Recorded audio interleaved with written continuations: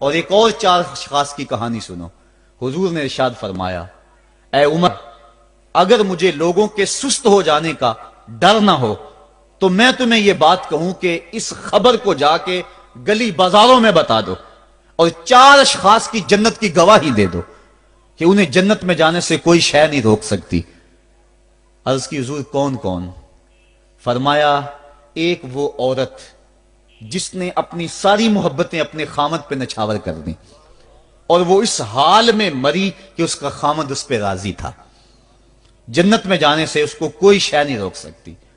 اور دوسرا وہ شخص جس کے بچے زیادہ ہیں، ذرائع آمدنی تھوڑے ہیں، لیکن اس نے اپنے بچوں کے پیٹ میں حرام کا لقمہ نہیں جانے دیا، محنت کرتا رہا، اوور ٹائم لگاتا رہا، مزدوری کرتا رہا اور اپنے بیٹوں کے لیے رزق حلال کی تلاش میں رہا۔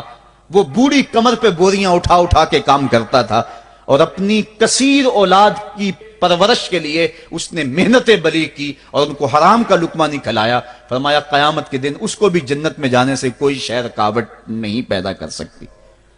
اور تیسرا حضور نے فرمایا، وہ شخص کہ جو اپنے والدین کے ساتھ حسن سلوک کرے اور اس کے والدین اس پہ خوش ہوں، اس پہ راضی ہو جائیں۔ اور چوتھا وہ شخص کہ جس نے ایسی سچی توبہ کی کہ گناہوں کی طرف پلٹنا اس کے لیے اتنا مشکل تھا، جس طرح جانور کے تھن سے نکلا ہوا دودھ واپس نہیں جا سکتا، وہ گناہوں کی دنیا میں دوبارہ نہیں جا سکتا۔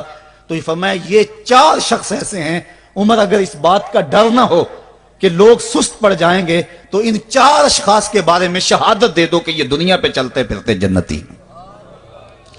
تو ماں باپ کی خدمت کرنے والا، ماں باپ کو راضی رکھنے والا یقیناً اللہ کی نعمتوں کا حقدار ہے۔ وہ بدبخت ہیں بیٹے جو ماں باپ کو راضی نہیں رکھتے۔ اللہ کے حبیب صلی اللہ علیہ وسلم کی خدمت میں ایک شخص حاضر ہوا اور اس نے اذن جہاد طلب کیا، حضور میں جہاد پہ جانا چاہتا ہوں، مجھے اجازت مرحمت فرمائے۔ حضور نے فرمایا، احیٌ والدا کا، کیا تیرے والدین زندہ ہیں؟ کالا نعم، عرض کی ہاں حضور میرے والدین زندہ ہیں۔ کالا ففیہما فجاہد، کہا جا ان کی خدمت کر، یہی تیرا جہاد ہے۔ ماں باپ کو بلکتا ہوا چھوڑ جائے اور آپ جہاد پہ چلا جائے، ماں فالج میں گری ہوئی ہے اور بیٹا تبلیغی گشت پہ چلا جائے، باپ تڑپ رہا ہے اور بیٹا پیر کی چوکھٹ پہ جھاڑو دیتا پھرے، اللہ راضی نہیں ہوگا۔ میں سچ کہتا ہوں، اپنے بھی خفا مجھ سے ہیں، بیگانے بھی ناخوش، کہ میں زہر حلاحل کو کبھی کہہ نہ سکا کند، بات وہی کہتا ہوں سمجھتا ہوں سے حق، نئے ابلہ مسجد ہوں، نئے تہذیب کا فرزند، محمد عربی صلی اللہ علیہ وسلم سے بڑا پیر کون ہو سکتا ہے؟ لیکن حضرت وہ ویسے کرنی نہیں آ رہے۔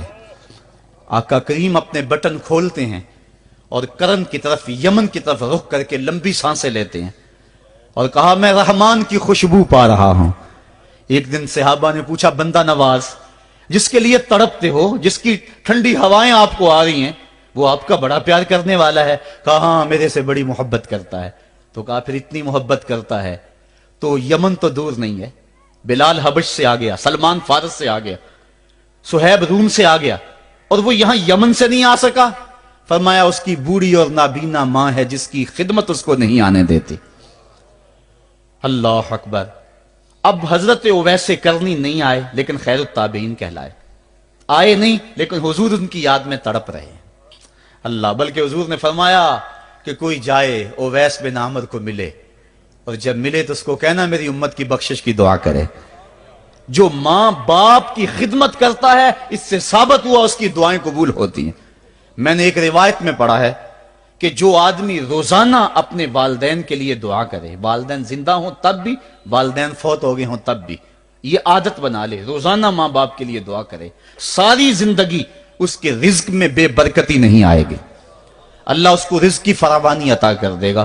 اور جو والدین کے لیے دعا نہیں کرتا، اللہ تعالیٰ کی رحمتوں سے محروم ہو جاتا ہے۔